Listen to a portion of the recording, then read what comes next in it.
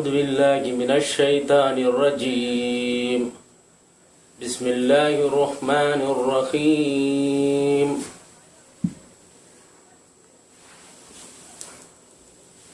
والذاريات ذروا فالحاملات وقرا فالجاريات يسرا فالمقدمات أمرا إنما توعدون لصادقون وإن الدين لواقع والسماء ذات الحبك إنكم لفي قول مختلف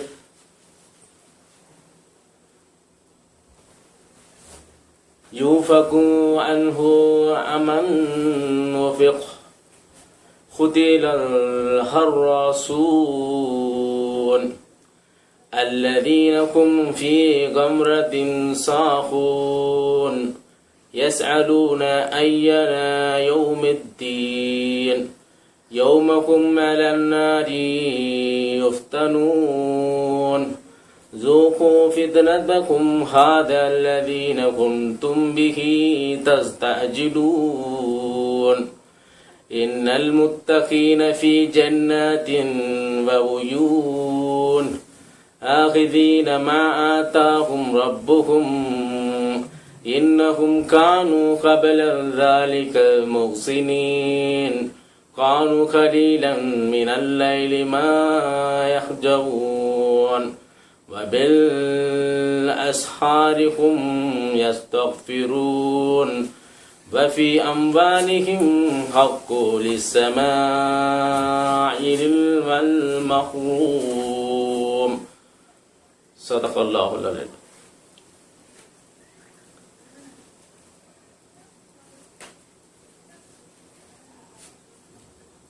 إن الحمد لله نعمده ونستعينه ونستغفره ونستهديه ونعوذ بالله من شرور أنفسنا ومن سيئات أعمالنا من يهد الله فلا مضل له ومن يضلل فلا هادي له وأشهد أن لا إله إلا الله وأشهد أن محمدا عبده ورسوله. يا أيها الناس اتقوا ربكم الذي خلقكم من نفس واحدة وخلق منها زوجها وبث منهما رجالا كثيرا ونساء واتقوا الله الذي تسألون به والأرحام إن الله كان عليكم رقيبا. يا أيها الذين آمنوا اتقوا الله حق تقاته ولا تموتن إلا وأنتم مسلمون. يا أيها الذين آمنوا اتقوا الله وقولوا قولا سديدا يصلح لكم أعمالكم ويغفر لكم ذنوبكم ومن يطع الله ورسوله فقد فاز فوزا عظيما. அம்மா பாத். அளவற்ற அருளாளனும் நிகரற்ற அன்புடையவனுமாகிய அல்லாவின் திருப்பெயரால் ஆரம்பம் செய்கின்றேன்.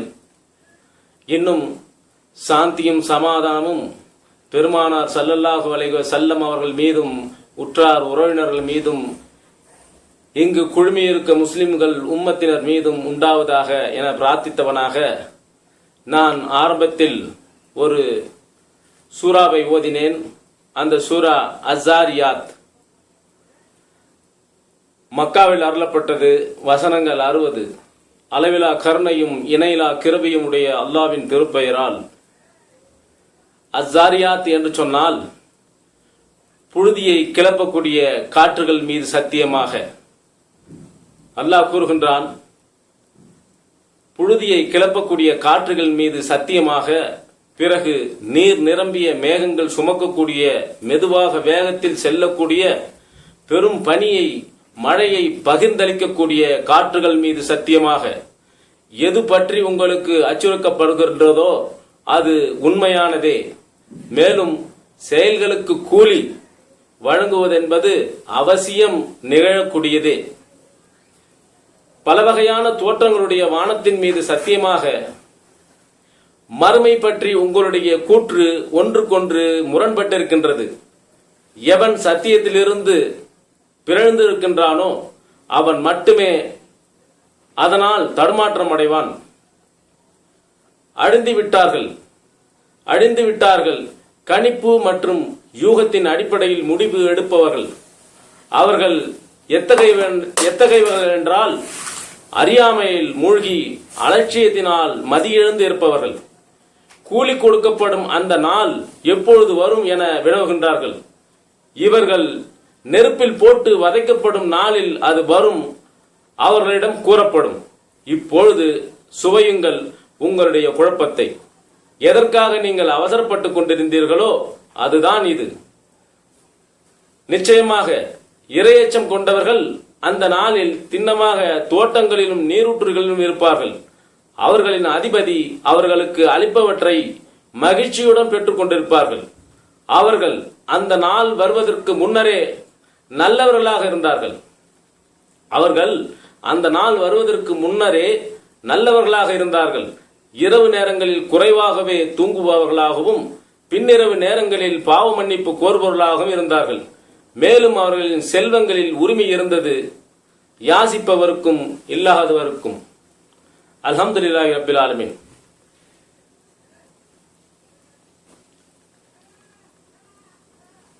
அளவற்ற அருளாளன் அல்லாஹ்வுடைய திருப்பெயரால் இந்த வசனங்கள் மக்காவில் அருளப்பட்டது. இந்த வசனத்துடன் கருத்துக்கள் என்ன என்று சொன்னால், புழுதியை கிளப்பக்கூடிய காற்றுகள் மீது சத்தியமிட்டு அல்லாஹு தாலா இங்கு சொல்லியிருக்கின்றான். ஏன் அல்லாஹ் சத்தியமிட்டு சொல்ல வேண்டும் என்று சொன்னால், அந்த அஞ்ஞான காலத்தில், அறியாமை காலத்தில் மக்காவில் வசித்து வந்தவர்கள் அனைவரும் எல்லாவற்றிற்குமே சத்தியத்தை செய்வார்கள். சத்தியம் செய்துதான் ஒரு விஷயத்தை சொல்லுவார்கள். அப்படி சத்தியம் செய்து சொல்லக்கூடிய அவருடைய மொழி வழக்கில் இருந்தது. அவருடைய நடைமுறை பாங்கு அப்படி இருந்தது. அதனால் அல்லாஹு தாலா அவர்கள் முன்னணியில் இந்த அரபு வசனத்தில் அல்லாஹு தாலா சொல்லும் போது சத்தியமிட்டு தான் சொல்லுகின்றான். புழுதியை கிளப்பக்கூடிய காற்றுகள் மீது சத்தியமாக, பிறகு நீர் நிரம்பிய மேகங்களை சுமக்கக்கூடிய மெதுவாக வேகத்தில் செல்லக்கூடிய பெரும் பனியை மெதுவாக வேகத்தில் மழையை பகிர்ந்தளிக்கக்கூடிய காற்றுகள் மீது சத்தியமாக, எது பற்றி உங்களுக்கு அச்சுறுத்தப்படுகின்றதோ அது உண்மையானது என்று அல்லாஹ் தாலா இங்கு கூறுகின்றார். புழுதியை கிளப்பக்கூடிய காற்று அப்படி என்று சொன்னால், நாம் மழை வருவதற்கு முன்னாடி நாம் பார்க்கின்றோம் ஒரு விதமான சில்லென்று ஒரு காற்று. எப்படிப்பட்ட காற்று என்று சொன்னால், அதாவது புழுதி பறக்கப்பட்ட குப்பை கூலங்களை பிரித்து விதறி வீசி அடிக்கக்கூடிய அந்த காற்றை நாம் பார்க்கின்றோம். அதற்கு மேல் ஒரு சில்லென்று காற்று ஒன்று இருக்கின்றது. எப்படிப்பட்ட காற்று என்று சொன்னால், அதாவது மெதுவாக பகிர்ந்தளிக்கக்கூடியது. அந்த காற்று வருவதற்கு பின்னால் சில்லென்று ஒரு பனித்துளி போல அந்த காற்று நம் மீது வீசுகின்றது. அப்போது பார்த்து நாம் உணர்கின்றோம், எப்படி மழை வருவதற்கு உண்மையானது அப்படின்ற காரணிகளை நாம் உணர்ந்திருக்கின்றோம். அந்த காற்று எப்படி நம் உள்ளத்தில் மழை வருவதற்கு ஒரு காரணம் இருக்கின்றது என்று சொல்லி ஒரு உணர்வு நமக்கு வருகிறதோ அதே போல் நாம் எண்ணுகின்றோம், மழை வர நமக்கு உள்ளத்தில் தோன்றுகின்றது. இதைத்தான் நம்ம உண்மை என்று நாம் உள்ளத்தில் ஏற்றுக்கொண்டிருக்கின்றோம். அதைத்தான் அல்லாஹ் தஆலா சொல்லுகின்றான், சத்தியமிட்டு மழை வருவதற்கு எப்படி உங்களுக்கு நினைவு வருகின்றதோ அதுபோல இது உண்மையானது என்று உங்களுடைய உள்ளத்தில் நீங்க நினைக்கின்றீர்களோ அதுபோல மறுமை ஒன்று நிச்சயம் வருவது உண்மை என்று அல்லாஹ் சத்தியமிட்டு சொல்லுகின்றான். மேலும் அந்த மறுமையில் யார் இந்த உலகத்தில் வாழக்கூடிய மக்களுக்கு செயல்களுக்கு கூலி வழங்கக்கூடிய நாள் என்றும் அல்லாஹ் சொல்லுகின்றான். அந்த நாள் அவசியம் நிகழக்கூடியது என்று சொல்லுகின்றான் அல்லாஹ். எப்படி மழை வருவதற்கு காரணிகள் உங்கள் உள்ளத்தில் தோன்றுகிறதோ அதுபோல நீங்கள் உண்மை என்று சொல்லுகின்றீர்களோ, அதுபோல உங்களுடைய உள்ளத்தில் உண்மை என்று நம்புகின்றீர்களோ, அதுபோல நிச்சயமாக மறுமை என்று ஒன்று இருக்கின்றது. அந்த மறுமையில் என்ன என்று சொன்னால், இந்த உலகத்தில் வாழக்கூடிய மக்களுக்காக வேண்டி அல்லாஹ் இந்த செயல்களுக்கான கூலியும் நிகழக்கூடியது என்று அல்லாஹு தஆலா சத்தியம் என்று சொல்கின்றான். இன்னும் பல வகையான தோற்றங்களுடைய வானங்கள் மீது சத்தியமாக அல்லாஹ் சொல்லுகின்றான்.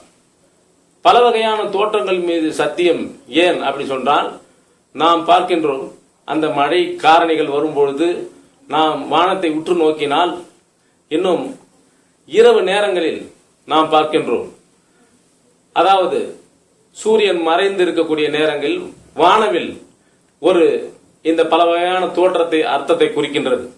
வானவில் நாம் பார்க்கின்றோம், மேலும் நட்சத்திரங்களை பார்க்கின்றோம். இன்னும் இரவு நேரங்களில் விதவிதமான ஒளிக்கதிர்களை கொடுக்கக்கூடிய நட்சத்திரங்களை நாம் பார்க்கின்றோம், நிலவை பார்க்கின்றோம். இன்னும் இது ஒவ்வொரு பொருளும் ஒன்றுக்கொன்று முரண்பட்டு இருக்கின்றது. சந்திரன் ஒரு வகையில், சூரியன் சந்திரன் ஒரு வகையில், நட்சத்திரங்கள் ஒரு வகையில், வானம் ஒரு வகையில், வானவில் ஒரு வகையில், இப்படி பலதரப்பட்டமான ஒரு நிகழ்வுகளை நாம் உற்று நோக்கி வானத்தை பார்க்கின்றோம். இதைத்தான் அல்லாஹ் தஆலா சொல்றான், பல வகையான தோற்றங்களுடைய வானத்தின் மீது சத்தியமாக எது உண்மையே நீங்க உண்மை என்று ஏற்றுக்கொண்டிருக்கின்றீர்களோ அது பற்றிய உங்களுடைய கூற்று ஒன்றுக்கொன்று முரண்பட்டிருக்கின்றது. எப்படி என்று சொன்னால், நீங்கள் பலவிதமான இந்த நட்சத்திரங்களையும் விதவிதமாக நீங்க பார்க்கின்றீர்களோ அதுபோல உங்களுடைய உள்ளத்தில் என்ன தோன்றுகின்றது என்று சொன்னால், மறுமை என்பது ஒன்று உண்டா அப்படின்ற ஒரு தோற்றம். என்ன, இந்த உலகத்தில் வாழ்ந்து மரணிக்கக்கூடியதுக்கு, மரணத்துக்கு பின்னாடி ஒரு வாழ்வு விண்டா அப்படின்ற ஒரு கூற்று. இன்னும் கபரில் கேள்வி கேட்கப்படும் அந்த நாள், இறந்ததுக்கு பின்னாடி கபரில் வைக்கப்பட்டு நம்மை கேள்வி கேட்கப்படுவானா அல்லாஹ் அப்படின்ற ஒரு கூற்று. இப்படி பலதரப்பட்ட கூற்றுகள் எப்படி வானத்தில் பலவிதமான நீங்கள் அந்த உற்று நோக்கி மேல் பார்க்கிறீர்களோ அதுபோல மனிதனுடைய உள்ளத்தில் பலவிதமான கூற்றுக்கள் சந்தேகங்களை எழுப்பிக் கொண்டிருக்கின்றது. இதைத்தான் அல்லாஹு தஆலா சொல்றான். இப்படிப்பட்ட சந்தேகங்கள் உங்கள் உள்ளத்தில் வருவதற்கு முன்னால் பின்னால் அல்லாஹ் சொல்லுகின்றான், இவர்கள் அழிந்து விட்டார்கள். எப்படி இவர்கள் அழிந்து விட்டார்கள்? கணிப்பு மற்றும் யூகத்தின் அடிப்படையில் முடிவு எடுப்பவர்கள் அல்லாஹ் சொல்றான். எப்படி இப்படிப்பட்ட கூட்டுகளை உள்ளத்தில் வைத்துக்கொண்டு இது சரியா, மறுமை என்பது உண்டா, அல்லாஹ் ஒருவன் இருக்கின்றானா, அல்லாஹ் இன்னும் படைக்கப்பட்ட பொருள்கள் இருக்கின்றதா, இது அழிந்து போகக்கூடியதா, இந்த மறுமை என்பது ஒன்று உண்டா, இப்படி கேட்கக்கூடிய சந்தேகமான மக்களுக்கு அல்லாஹு தஆலா அல்லாஹ் சொல்லுகின்றான், இவர்கள் அழிந்து விட்டார்கள் அப்படி என்று முற்றுப்புள்ளி வைக்கிறான். யார் அப்படி என்று சொன்னால், இப்படி பல கூட்டுகளை சந்தேகங்களை எழுப்பிக் கொண்டு திரியவர்கள் அழிந்து விட்டார்கள் அல்லாஹ் சொல்றான். இன்னும் அவருடைய உள்ளத்தில் கணிப்பு ஒன்று இருக்கின்றது. அவர்கள் எப்படி முடிவு எடுப்பார்கள் சொன்னால், யூகத்தின் அடிப்படையில் இதெல்லாம் ஒரு அலட்சியம், சாத்தியமானதா, இது சொல்றதுக்கு எல்லாம் செயல்படுமா அப்படின்னு சொல்லிட்டு இது சாத்தியமா அப்படி என்று கேட்கிறான். ஆனா இதற்காக வேண்டி அல்லாஹ் தஆலா சொல்றான், யூகத்தின் மட்டும் முடிவு எடுப்பவர்கள் அழிந்து விட்டார்கள். இப்படிப்பட்ட யூகத்தில் யார் முடிவு எடுக்கின்றார்களோ அவர்கள் அழிந்து விட்டார்கள் என்று சொல்லுகின்றார். அவர்கள் இன்னும் அறியாமையில் மூழ்கி அலட்சியத்தினால் மதி எழுந்து இருக்கின்றார்கள். இன்னும் அவர்கள் அறியாமையில் மூழ்கி அலட்சியத்தில் அவர்கள் மதி எழுந்திருக்கின்றார்கள். அறியாமை என்பது அவர்கள் கண் எதிரே வந்து நின்று கொண்டிருக்கின்றது. இது உண்மைதானா, சாத்தியம்தானா அப்படி என்று அவர்களுக்குள்ளே மனதை போட்டு குழப்பிக் கொண்டிருக்கின்றார்கள். கூலி கொடுக்க இன்னும் கேட்கின்றார்கள் அவர்கள், அந்த நாள் எப்படி வரும், எப்பொழுது வரும், கூலி கொடுக்கப்படும் நாள் எப்பொழுது வரும் என்று அவர்கள் கேட்கின்றார்கள். இதற்கு நபி ஸல்லல்லாஹு அலைஹி வஸல்லம் அவர்கள் மூலமாக அல்லாஹ் தஆலா சொல்லுகின்றான், அவர்களை நெருப்பில் போட்டு வதைக்கப்படும் நாளில் அது வரும் என்று சொல்லுங்கள். நபிகள் நாயகம் ஸல்லல்லாஹு அலைஹி வஸல்லம் இந்த மக்களுக்கு போதனை செய்யும் போது இந்த நாள் எப்படி வரும், எப்பொழுது வரும் என்று கேட்கக்கூடிய அந்த கணிப்பு மற்றும் யூகத்தின் அடிப்படையில் முடிவு எடுக்கக்கூடிய அந்த மக்களுக்கு நபியை நீங்க சொல்லுங்கள், அவர்களை நெருப்பில் போட்டு வதைக்கப்படும் நாளில் அது வரும் என்று சொல்லுங்கள் என்று அல்லாஹ் தஆலா திருமறையில் சொல்லுகின்றார். இப்படிப்பட்ட ஒரு கொடுமையான இந்த நிகழ்ச்சியை, கொடுமையான இப்படிப்பட்ட ஒரு நாளை நாம் சந்திக்க இருக்கின்றோம் என்பது அவர்கள் மதி எழுந்திருக்கின்றார்கள். இதற்கு சவாலாக அல்லாஹ் தஆலா சொல்லுகின்றான், எதற்கும் நீங்கள் அவசரப்படாதீர்கள். ஏன், உங்கள் நாளை நீங்கள் அனுபவித்துக் கொள்ளுங்கள். உங்கள் நாளை இந்த உலகத்தில் நீங்கள் அனுபவித்து இன்பமாக சுவையை அனுபவித்து பிறகும் நீங்கள் மகிழ்ந்திருங்கள். இன்ஷா அல்லாஹ் ஒரு நாள் வரும், அந்த நாளில் உங்களை நான் பிடிப்பேன் என்று அல்லாஹ் தஆலா சொல்லுகின்றான். அந்த நாள் எப்பொழுது? அந்த நாள் எப்பொழுது என்று சொன்னால், நாம் ஒவ்வொரு மரண தருவாயை அடையும் பொழுது, அந்த மரணம் எப்பொழுது வரும் என்று நமக்கு தெரியாது. அந்த மரண தருவாய் வரும் பொழுது அது நாம் சுவைக்க வேண்டிய அந்த நேரம் வரும். எப்பொழுதுன்னு சொன்னால், கபர், நாம் இறந்ததுக்கு பின்னாடி நம்ம கபரிலே 3 கேள்விகளை கேட்கப்படும். அந்த கேள்விக்கு பதில் சொல்லாத வரை ஒருவன் சுவனம் போக மாட்டான். அல்லாஹ் சொல்றான். எப்படி என்று சொன்னால், அந்த 3 கேள்வி என்ன? ஒன்று, உன்னுடைய ரப்பு யார், உன்னுடைய கடவுள் யார்னு நான் கேட்பான் அல்லாஹ், முதல் கேள்வி. இரண்டாவது கேள்வி, உன்னுடைய தூதர் யார், உன்னுடைய நபி யாருன்னு கேட்பான் அல்லாஹ். மூன்றாவது, உன்னுடைய மார்க்கம் என்ன அப்படின்னு சொல்லி கேட்பான். இந்த 3 கேள்விக்கு யார் உண்மையான பதில் அல்லாஹ்விடத்தில் முழுமையாக சமர்ப்பிக்கின்றானோ, யார் உள்ளத்தில் அல்லாஹ் அதை தோன்றுவிப்பானோ அல்லாஹ்வுக்கு தெரியும். உண்மையான ஈமான் உள்ளவர்களாக, உண்மையான அல்லாஹ்வை மட்டும் ஏற்றுக்கொண்டவர்களாக, உண்மையாக நபிகள் நாயகம் ஸல்லல்லாஹு அலைஹி வஸல்லம் அவர்களை வழிநடத்தி செல்லக்கூடியவர்களாக, அவருடைய வழி நடந்து செல்லக்கூடியவர்களாக, இன்னும் இந்த மார்க்கத்தை உண்மையாக பற்றி பிடித்து நடக்கக்கூடியவர்களுக்கு மட்டும் அல்லாஹு தாலா அந்த நாளில் இறந்ததற்கு பின்னாடி அல்லாஹு தாலா அவர்களுக்கு ஞாபகம் ஊட்டுவான். இன்னும் இந்த முன்னாடி சொன்னது போல கணிப்பு பற்றும் யூகத்தின் அடிப்படையில் முடிவெடுப்பவர்கள் அழிந்து விட்டார்கள் என்று அல்லாஹ் தாலா சொல்லிவிட்டான். இவர்களுக்கு எப்படி இப்படிப்பட்ட அந்த ஞானம் கிடைக்கும்? இவர்களுக்கு எப்படி அந்த அல்லாஹ் என்ற ஞாபகம் வரும்? நிச்சயம் வராது. இவர்கள் ஒருபொழுதும் நபிகள் நாயகம் ஸல்லல்லாஹு அலைஹி வஸல்லம் அவர்களுடைய வழிகாட்டி நாம் சொல்லிக் கொடுத்தாலும் அவர்கள் கேட்பதில்லை, சிந்திப்பதில்லை. இதெல்லாம் சாத்தியமா அப்படின்னு சிந்தனை இருக்கக்கூடியவர்களுக்கு எப்படி நபிகள் நாயகம் ஸல்லல்லாஹு அலைஹி வஸல்லம் அவர்தான் நமக்கு வழிகாட்டி எப்படி அவருக்கு ஞாபகம் வரும்? ஞாபகம் ஊட்டினாலும் வருவதற்கு சான்ஸ் இல்லை. அதுபோல இந்த மார்க்கத்தின் அடிப்படையில் அவர் எப்பயுமே நடந்திருக்க மாட்டார். அதாவது மார்க்கம் என்றால் என்ன அப்படின்னு கேள்வி கேட்கக்கூடிய நிலையில் வாழ்ந்திருப்பார். இவருக்கு இந்த 3 கேள்விக்கு அல்லாஹ் தாலா அவருக்கு நினைவும் படுத்த மாட்டான். அவருடைய அந்த அந்த கபருடைய வழியிலே அவருடைய ரிசல்ட் தெரிந்துவிடும். யூகத்தின்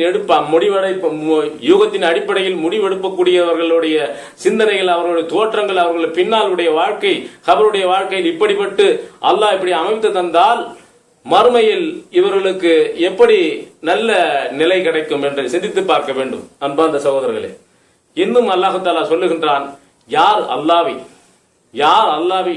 அல்லாஹ் என்று, என்னுடைய எஜமானன் என்று ஈமான் கொண்டு, இன்னும் நபிகள் நாயகம் ஸல்லல்லாஹு அலைஹி வஸல்லம் அவர்களுடைய வழியில் நபிதான் நமக்கு உண்மையான ஒரு தூதர், இவருடைய வழிகாட்டி தான் நமக்கு உலகத்திலும் மறுமையிலும் சிறந்த வழிகாட்டி, அப்படி என்று முடிவெடுத்து இந்த இஸ்லாத்தின் பாதையில் யார் சரியான நடைபெறுகின்றார்களோ இவருடைய உலகத்திலும் கவலைப்பட வேண்டியதில்லை, இன்னும் மறுமையிலும் அவர்கள் கவலைப்பட வேண்டியதில்லை. அல்லாஹ் தஆலா சொல்லுகின்றான். இவருடைய வரிசை பட்டியல் அல்லாஹ் தஆலா சொல்லுகின்றான். அவர்கள் எப்படிப்பட்டவர்கள் என்று சொன்னால், அவர்கள் எப்படி ஈமான் கொண்டார்கள் என்று சொன்னால், இவர்கள் இறையச்சம் கொண்டவர்கள் அந்த நாளில் திண்ணமாக, இறையச்சம் கொண்டவர்கள் அந்த நாளில் திண்ணமாக தோட்டங்களிலும் நீரூற்றிலும் இருப்பார்கள். அவர்களின் அதிபதி அவர்களுக்கு அளிப்பவற்றை மகிழ்ச்சியுடன் பெற்றுக் கொண்டிருப்பார்கள். அவர்கள் அந்த நாள் வருவதற்கு முன்னரே நல்லவர்களாக இருந்தார்கள் என்று அல்லாஹ் சொல்லுகின்றார். அந்த நாள், கடைசி நாள் வருவதற்கு முன்னரே அவருடைய உள்ளங்களில் அவருடைய நடைமுறை எப்படி இருந்து சொன்னால் நல்லவர்களாக இருந்தார்கள் என்று அல்லாஹ் தஆலா சொல்லுகின்றார்.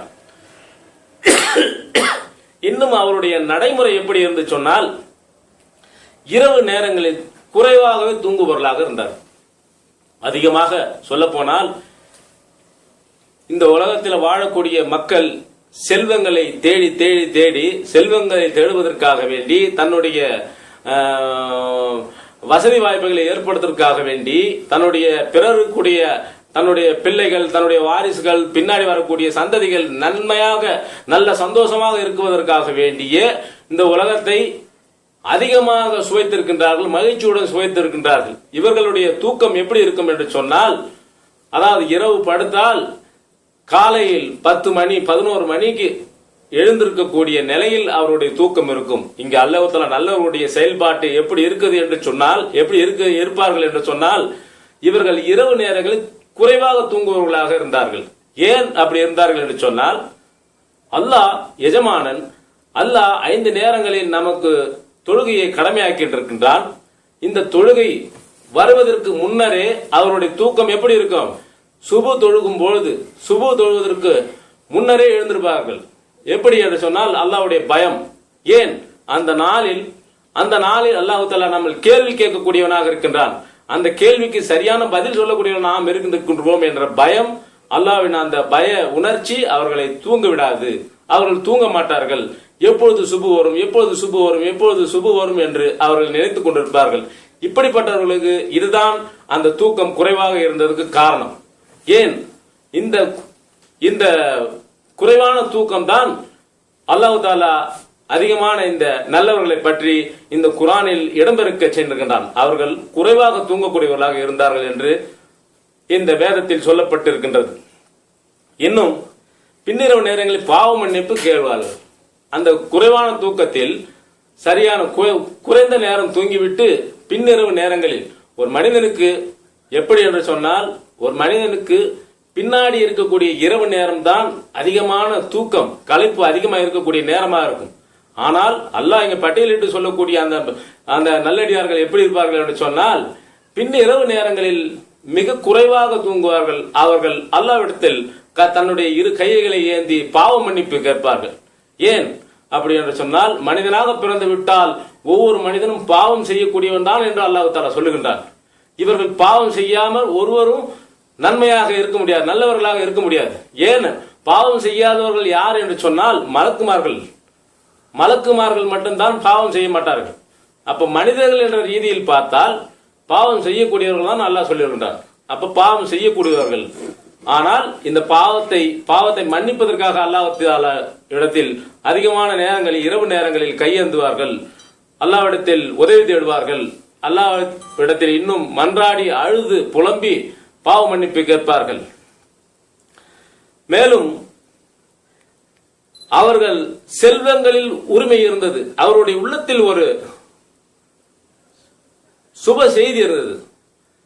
என்ன செய்தி அது என்று சொன்னால், அவர்கள் தன்னுடைய செல்வங்களில் பிறருக்கு உரிமை இருந்தது என்று அவர்கள் நினைத்துக் கொண்டிருக்கின்றார்கள். இது எப்படிப்பட்ட ஒரு அழகான ஒரு வரிசையை அல்லாஹ் தஆலா இங்கு நமக்கு சொல்லி இருக்கின்றார். இன்று நாமும் சம்பாதிக்கின்றோம். நம் மக்கள், நம்முடைய பிள்ளைகள், நம்ம குடும்பம் வரைக்கும் நன்றாக இருக்க வேண்டும் என்று நாம் உள்ளத்தில் நினைத்துக்கின்றோம். ஆனால் அந்த நல்லடியார்கள் எப்படி இருப்பார்கள் என்று அல்லாஹ் பட்டியலிட்டு சொல்லும் போது, அவர்கள் தன்னுடைய சொத்துக்களில், தன்னுடைய பொருட்களில் அடுத்த ஏழைகளுக்கு உரிமை இருக்கிறது என்று அவர்களுடைய உள்ளத்தில் இருந்தது அப்படின்னு அல்லாஹ் சொல்றான். அவர்கள் அப்படி நினைத்திருப்பார்கள். இது உண்மையும் சத்தியமும் கூட. அதனால்தான் நாம் பார்த்தால் இன்னும் அதிகமான இந்த முஸ்லிம்கள், நபிகள் நாயகம் ஸல்லல்லாஹு அலைஹி வஸல்லம் அவர்களுடைய வாழ்ந்த சஹாபாக்களுடைய வரிசையை பற்றி நாம் பார்த்தால், அவர்கள் என்ன அதிகமாக தானம் செய்யக்கூடியவர்களாக இருந்தார். மக்காவிலிருந்து மதீனாவுக்கு ஹிஜ்ரத் செய்யக்கூடிய எல்லா முஹாஜிர்களுக்கும் அவர்களுக்கு முன்னரே அவர்கள் தயார் செய்து வைத்திருந்தார்கள். அவருடைய சொத்துக்களை பாதி கொடுத்தார்கள். இன்னும் அவருடைய செல்வங்களில் முழுமையாகவும் கொடுத்தார்கள். வீடு இல்லாதவர்களுக்கு வீடு, என்ன பொருள் இல்லாதவர்களுக்கு பொருள், இடம் இல்லாதவர்களுக்கு இடம், இன்னும் தன்னுடைய மனைவியை சரிவாதி பங்கிட்டு, 2 மனைவி இருந்தால் ஒரு மனைவியை கட்டி வைக்கக்கூடிய நிலைமையில் அவர்கள் அந்த வாழ்க்கையை கழித்தார்கள் என்று சொன்னால், அல்லாஹ் இப்படிப்பட்ட நல்லடியார்களை அல்லாஹ் எப்படி நமக்கு முன்னிறுத்தி இந்த குர்ஆன் விஷயத்தில் நாம் சொல்லுகின்றான் என்றால், மிகவும் மகிழ்ச்சி அடையக்கூடிய முஸ்லிம்கள் மிகவும் சந்தோஷப்படக்கூடிய இந்த நாளை அல்லாஹ் தஆலா நம் குர்ஆனில் பட்டியலிட்டு அல்லாஹ் சொல்லுகின்றான். ஆனால் நாமும் இந்த உலகத்தில் வாழ்கின்றோம், நாமும் இந்த உலகத்தில் வாழ்ந்து முஸ்லிம்களாக வாழ்ந்திருக்கின்றோம். ஆனால் நிச்சயமாக நாம் இந்த வசனத்தின் அடிப்படையில் நாம் சிந்திக்க வேண்டும். இந்த வசனத்தை அல்லாஹ் யாருக்கு சொல்லுகின்றான் என்று நாம் நினைத்து பார்க்க வேண்டும், நாம் சிந்தித்து பார்க்க வேண்டும், நாம் ஓதி பார்க்க வேண்டும்.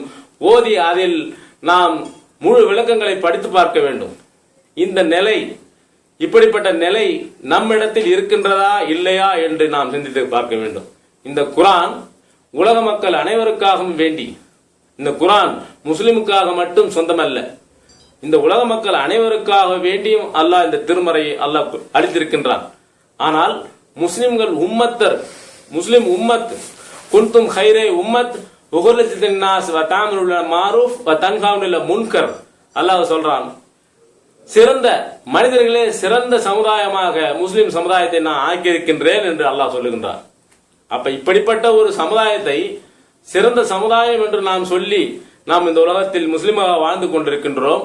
ஆனால் இப்படிப்பட்ட பட்டியலில் நாம் இருக்கின்றோமா என்று நாம் சிந்தித்து பார்க்க வேண்டும். இதுதான் உண்மையான ஒரு கவலைக்குரிய ஒரு விஷயமாக இருந்து கொண்டிருக்கின்றது. எப்படி அல்லாஹ் இப்படி பட்டியலிட்டு சொல்லும் போது இந்த பட்டியலில் நாம் முழுமையாக இருக்கின்றோமா, நல்லவர்கள் பட்டியலில் இருக்கின்றோமா, அல்லது கணிப்பு மற்றும் யூகத்தின் அடிப்படையில் முடிவெடுக்கக்கூடியவர்களாக நாம் இருக்கின்றோமா என்று சிந்தித்து பார்க்க வேண்டும். இந்த நிலை நாம் ஒவ்வொரு முஸ்லிமுடைய உள்ளத்திலும் வர வேண்டும், சிந்திக்க வேண்டும். அதை படித்து சரியான முறையில் இந்த உலகத்தில் நாம் அல்லாஹ்வை ஈமான் கொண்டு வாழக்கூடியவர்களாக, இன்னும் நபிகள் நாயகம் ஸல்லல்லாஹு அலைஹி வஸல்லம் அவர்களுடைய வழி நடக்கக்கூடியவர்களாக இந்த உலகத்தில் நாம் வாழ வேண்டும். ஆனால் அல்லாஹ் இப்படி ஃபித்னாவுடைய காலங்களில் நபிகள் நாயகம் ஸல்லல்லாஹு அலைஹி வஸல்லம் ஒரு செய்தியை சொன்னார்கள். இந்த ஃபித்னாவுடைய காலங்களில் யார் என்னுடைய சுன்னத்தை ஹயாத்தாக்குறானோ, அந்த சுன்னத்துக்கு உயிர் கொடுக்கின்றானோ, நாளை மறுமையில் அவனை சந்திக்கக்கூடிய நிலை எனக்கு இருக்கும். அப்படி என்று நபிகள் நாயகம் ஸல்லல்லாஹு அலைஹி வஸல்லம் அவர்கள் ஒரு ஹதீஸில் அல்லாஹ் சொல்லுகின்றார், அதாவது நபி ஸல்லல்லாஹு அலைஹி வஸல்லம் சொல்லுகின்றார்கள். இந்த சுப செய்தி இந்த முஸ்லிம் மத்தியில் நமக்கு கிடைக்கப்பட்டிருக்கின்றன. இந்த குர்ஆன் அல்லாஹ் தஆலா நமக்கு வழங்கப்பட்டிருக்கின்றான். நபிகள் நாயகம் ஸல்லல்லாஹு அலைஹி வஸல்லம் அவர்களுடைய பொன் மொழிகள் நம் கையில் கிடைத்திருக்கின்றன. இதை நாம் வைத்துக்கொண்டு இதை இன்னும் நம்ம இந்தியா ஊர்களில் பார்த்தோம் என்று சொன்னால் அதை ஒரு பச்சை கஃன் துணியில், பச்சை துணியில் மூடி பரணை மேல் எடுத்து வைத்திருப்போம். ஆனால் இது பெரிய கவலைக்கூடிய ஒரு விஷயமாக இருக்கின்றது.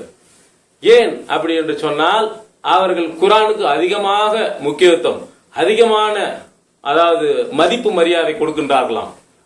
அது இல்லை சகோதரர்களே, நிச்சயமாக இந்த குர்ஆன் உலக மக்கள் அனைவருக்காக வேண்டி அல்லாஹ் சொல்றான். குர்ஆன் என்று சொன்னாலே ஓதுங்கள் என்று சொல்லக்கூடிய அர்த்தம் தான். குர்ஆன் என்று சொன்னாலே எடுத்து பரண மேல வைக்கக்கூடிய ஒரு நூல் அல்ல. அந்த குர்ஆனுடைய முழுமையான அர்த்தம் ஓதுங்கள் அப்படின்ற கூடிய அதோடைய அர்த்தம் தான். அப்ப ஓதக்கூடிய ஒரு விஷயத்தை வச்சுட்டு நம்ம ஓதாமவும் அதை படிக்காமவும் அதை சிந்தனை செய்யாமவும் இந்த உலகத்தில் நாம் ஒரு அந்நியன் போல, ஒரு முஸ்லீம் அல்லாத அந்நியன் போல நம்ம இந்த உலகத்தில் வாழ்ந்தோம் என்று சொன்னால் அல்லாஹ் தாலா கபரில் நம்ம கேட்கக்கூடிய கேள்விக்கு எப்படி நாம் பதில் சொல்வோம்? மறுமையில் அல்லாஹ் தாலா இன்னும் தொழுதாயா என்று கேட்பான். முதல் கேள்வி, அதுக்கு நாம் எப்படி பதில் சொல்வோம்? இன்னும் அதிகமான அல்லாஹ் பாவங்களை மன்னித்து சொர்க்கத்தில் நுழைவைக்கு செய்யக்கூடிய செய்திகள் அல்லாஹ் நிறைய அதிகமான விஷயங்களை நமக்கு சொல்லி இருக்கின்றான் குர்ஆன் மூலமாக. இதெல்லாம் நாம் படிக்காமல், விளங்காமல், ஓதாமல், தெரியாமல் இந்த உலகத்தில் நாம் வாழ்ந்தோம் என்று சொன்னால் அதிகமான நஷ்டவாதிகள் நாம் தான். அன்பார்ந்த சகோதரர்களே, நிச்சயமாக இந்த குர்ஆன் உலகம் அனைவருக்காகவும் வரப்பட்டது. நாம் முஸ்லிம்கள் அதிகமான இதற்கு கண்ணியம் கொடுக்க வேண்டும் என்று சொன்னால் ஒவ்வொரு நாளும் நாம் இந்த குர்ஆனை ஓத வேண்டும், ஒவ்வொரு நாளும் இந்த குர்ஆனை படிக்க வேண்டும், ஒவ்வொரு நாளும் இதை ஓதி அதில் இருக்கக்கூடிய அர்த்தங்களை நாம் மனதில் பதிய வைக்க வேண்டும். பதிய வைத்ததுக்கு பிறகு இந்த உலகத்தில் நாம் அதன் வழி நடக்க வேண்டும். இதுதான் குர்ஆன் சொல்லக்கூடிய நமக்கு பாடத்திட்டம். குர்ஆன் என்பது ஒரு வாழ்க்கை திட்டம். இந்த வாழ்க்கை திட்டத்தில் அல்லாஹ் தஆலா ஒட்டுமொத்த இந்த உலகத்தையும் அடக்கி இருக்கின்றான். ஒரு மனிதன் எப்படி பிறந்து வாழ்ந்து முடிந்து இன்னும் மன்னரை சென்று பிறகு மறுமையில் சேர்ந்து என்ன அவனுக்கு கிடைக்க வேண்டும், அனைத்து விஷயங்களும் இந்த உலகத்தில் இந்த குர்ஆனில் அல்லாஹ் தஆலா சொல்லியிருக்கின்றான். இந்த குர்ஆனை நாம் கையில் ஒவ்வொருவரும் வைத்துக் கொண்டிருக்கின்றோம். அந்த குர்ஆன் என்ன சொல்லுகின்றது நாம் சிந்தனை செய்வதில்லை. அதுக்காக சரியான ஒரு நடவடிக்கையும் எடுப்பதில்லை. நிச்சயமாக இதுதான் மிகவும் வருத்தத்துக்குரிய ஒரு விஷயம். இன்னும் நபிகள் நாயகம் ஸல்லல்லாஹு அலைஹி வஸல்லம் அவருடைய பொன்மொழிகள் இருக்கின்றன. அதை ஓதுவது, ஒரு நாளைக்கு ஒரு ஹதீஸ், ஒரு நாளுக்கு ஒரே ஒரு நபிமொழி நாம் ஓதி வந்தால் அதே நம் வாழ்க்கையில் நம்முடைய வாழ்க்கையை அது மாற்றும். அந்த வாழ்க்கையை மாற்றினால் நிச்சயமாக கபருக்கு கேள்வியும் நமக்கு கொடுப்போம், பதில் கொடுப்போம், மறுமைக்கும் நாம் பதில் சொல்லக்கூடியவர்களாக நாம் மாறுவோம். நிச்சயமாக ஆகரத்தில் அல்லாஹ் தஆலா நல்லவர்களுடைய பட்டியலில் நம்மையும் சேர்ப்பான். இதுதான் நம்முடைய லட்சியம், இதுதான் நம்முடைய குறிக்கோள், இதுதான் நம்முடைய மக்சத். இப்படி நாம் இந்த உலகத்தில் வாழும்போது ஒரு பயணியை போல வாழுங்கள் என்று நபிகள் நாயகம் ஸல்லல்லாஹு அலைஹி வஸல்லம் அவர்கள் சொன்னார்கள். இந்த பயணியை போல வாழ்வது எப்படி என்று சொன்னால், ஒரு பயணிக்கு தான் அந்த பயணத்தில் இருக்கக்கூடிய வசதி வாய்ப்புகள் அனைத்தும் தெரியும். அதுபோல வாழுங்கள். ஏன், ஒரு ஸ்டேஷன்லிருந்து இன்னொரு ஸ்டேஷனுக்கு போகக்கூடிய நிலையில ஒரு மனுஷன் எப்படி தயாராகி அந்த இடம் போய் சேருவானோ இதுதான் மறுமை. இதுதான் உங்களுடைய வாழ்க்கை ஆரம்பத்திலிருந்து நீங்க முடிவு என்ன, அடுத்த ஸ்டேஷன்ல போய் எப்படி இறங்குவீங்களோ ரொம்ப பயபக்தியா, ரொம்ப பொறுப்பா, என்ன எந்த ஒரு விஷயம் அதிகமான அலட்சியப்படுத்தாமல் ஒரு கட்டுக்கோப்பா அந்த உலகத்தில் அந்த பயணத்தில் வாழ்வீங்களோ அது போல இந்த உலகத்தில் நீங்க வாழ்ந்தீங்கன்னு சொன்னா நிச்சயமா அல்லாஹ் தஆலா அந்த நீங்க அடையக்கூடிய இடம் வெற்றியாக கூடும். இதுதான் இந்த உலகத்தில் நாம் முஸ்லிமுக்கு வரக்கூடிய ஒரு நற்செய்தியாக இருந்து கொண்டிருக்கின்றது. அன்பார்ந்த சகோதரர்களே, இந்த குர்ஆனையும் இந்த குர்ஆனில் இருக்கக்கூடிய விஷயங்களை ஓதி அதன்படி நம் இந்த உலகத்தில் செயல்படுத்தக்கூடியவர்களாகவும் நல்லவர்களாகவும் முஸ்லிம்களாக வாழ்வதற்கு அல்லாஹ்வை ஈமான் கொண்டு நபிகள் நாயகம் ஸல்லல்லாஹு அலைஹி வஸல்லம் அவர்கள் மீது அவருடைய வழிநடை போடக்கூடியவர்களாக நாம் மாற வேண்டும்.